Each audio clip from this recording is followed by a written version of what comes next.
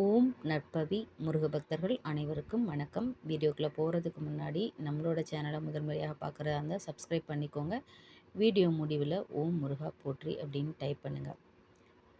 அனுதினமும் என்னை நல் வழியில் வழிநடத்தி வரும் பிரபஞ்ச சக்திக்கும் இறை சக்திக்கும் நன்றி.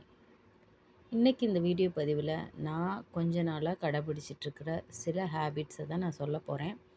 அது எப்படி எனக்கு ஒரு பாசிட்டிவான லைஃப், ஒரு ஹாப்பியான லைஃப்பை கொடுத்துச்சு அப்படிங்கிறத நான் சொல்ல போகிறேன். கொஞ்ச நாளாக நான் இந்த பழக்கவழக்கங்களை கடைபிடிச்சிட்ருக்கேன்.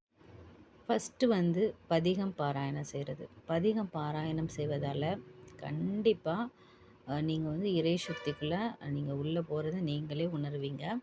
ஒவ்வொரு பதிகத்தையும் நம்ம பாராயணம் செய்யும்போது நம்மளே அறியாமல் நமக்குள்ளே ஒரு பாசிட்டிவ் வைப்ரேஷன் வரும். அது உங்களுக்கு பிடித்தது எதுவாக வேணாலும் இருக்கலாம்.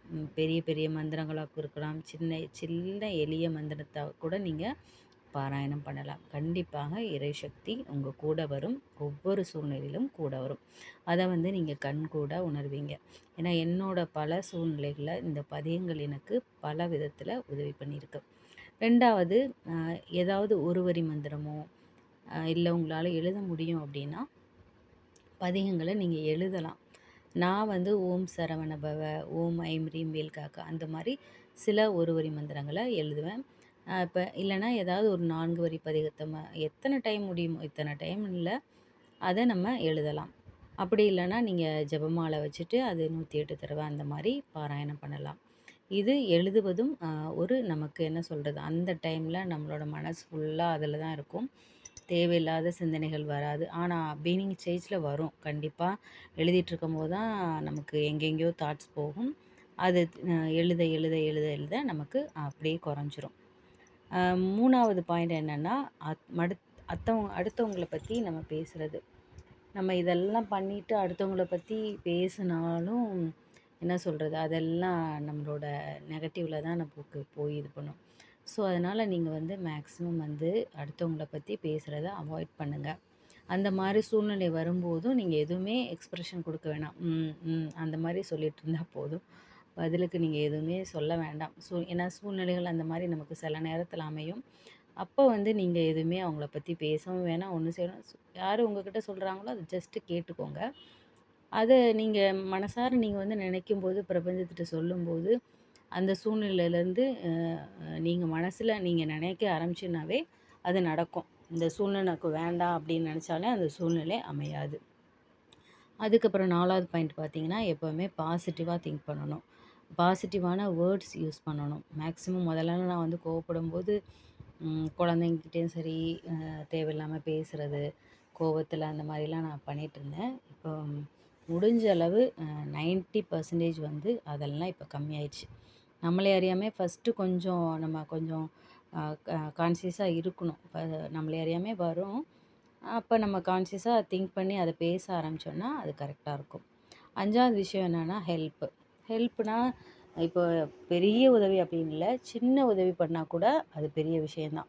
அட்லீஸ்ட் நமக்கு துப்புரவு தொழிலாளங்க நம்மளோட இதெல்லாம் பண்ணுறாங்க, நமக்கு க்ளீனிங் ஒர்க்கு பண்ணுறாங்க. ஸோ அந்த மாதிரி அவங்களுக்கு ஒரு 50 100 கொடுக்கலாம்.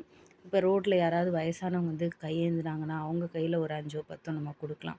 அந்த மாதிரி சின்ன சின்ன ஹெல்ப், இல்லை உங்கள் ரிலேஷன்ஸ் யாராவது கஷ்டப்படுறாங்க அப்படின்னா உங்களால் முடிஞ்ச உதவிகளை செய்யலாம். இன்னொன்று, முடியாமல் இருக்கிறவங்க, நோயாளிங்களுக்கு உதவலாம். இல்லைனா ஏதாவது அனாத ஆசிரமம், அதெல்லாம் பெரிய இது. நீங்கள் சிம்பிளாகவும் உங்களோட 5 10 உதவி பண்ணலாம், 1000 2000 உதவி பண்ணலாம். அது நம்மளோட வசதியை பொறுத்தது. இப்போ நான் முன்னாடிலாம் துப்புரவு தொழிலாளர்களுக்கு அவ்வளோ ஏதாவது விசேஷம்னா கொடுப்போம். ஆனால் இப்போது நம்ம யோசித்து பார்க்கும்போது நம்ம எவ்வளோ டஸ்ட்டு இதெல்லாம் போடுறோம், அதை அவங்க கையை தொட்டு எடுக்கிறாங்க. அப்போ கண்டிப்பாக நம்ம அவங்களுக்கு ஒரு சிறு உதவி பண்ணும்போது அது அவங்க மனசார ஹாப்பியாக இது பண்ணுவோம். இல்லைனா ஜூஸ் அந்த மாதிரி ஏதாவது வாங்கி கொடுக்கலாம், ஒரு டீ குடிக்க ஒரு 10 ரூபா கொடுக்கலாம். உண்மையிலே அவங்க ஒரு நல்ல ஹாப்பி ஆவாங்க. அந்த ஹாப்பினஸ் நமக்கு நல்ல விஷயங்களை நமக்கு நடக்க வைக்கும். 6வது அவாய்ட் நெகட்டிவ் பீப்புள். நெகட்டிவாக பேசுகிறவங்கக்கிட்ட 90% நீங்கள் விலகி தான் இருக்கணும். ஏன்னா சிலதை நம்ம சுத்தமாகவும் தூக்கி போட முடியாது. முதல்ல சொன்ன மாதிரி தான், தலையாட்டிட்டு பேசாமல் இருந்துட வேண்டியதான். தஞ்சாவூர் தலையாட்டி பொம்மை மாதிரி தலையாடிட்டு பேசாமல் இருந்துருங்க. இந்த சூழ்நிலைகள்லாம் நீங்கள் வந்து நீங்கள் அவாய்ட் பண்ணணும்னு நினைக்கும் போதே பிரபஞ்ச சக்தி வந்து கண்டிப்பாக உங்களுக்கு உதவி பண்ணும். ஏன்னா நம்ம வந்து எதை திங்க் பண்ணுறோமோ அதுதான் நமக்கு நடக்கும். பாசிட்டிவோ நெகட்டிவோ. ஸோ இதெல்லாம் நம்ம மாற்றி நம்மளை ஒரு நல்ல மனுஷனாக ஆக்கிக்கணும்னு நம்ம நினைக்கும் போதே பிரபஞ்சம் நமக்கு கண்டிப்பாக உதவி செய்யும். ஏன்னா நம்ம பாசிட்டிவாக தான் ஈர்க்கிறதுக்கு நம்ம முயற்சி பண்ணுங்கும்போது கண்டிப்பாக நமக்கு பாசிட்டிவாக தான் நடக்கும். இந்த பழக்க வழக்கங்களை நான் கொஞ்ச நாளாக கடைப்பிடிச்சிட்ருக்கேன்.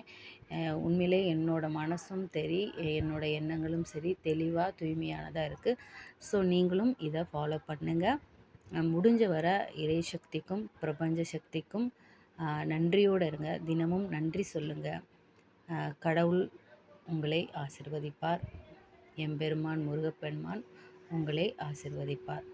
ஓம் முருகா போற்றி. இந்த வீடியோ கண்டிப்பாக யூஸ்ஃபுல்லாக இருந்திருக்கும் அப்படின்னு நினைக்கிறேன். இந்த வீடியோ உங்களுக்கு பிடிச்சதுன்னா ஷேர் பண்ணுங்கள், லைக் பண்ணுங்கள், சப்ஸ்கிரைப் பண்ணுங்கள். கமெண்ட்டில் ஓம் முருகா போற்றி அப்படின்னு டைப் பண்ணுங்கள்.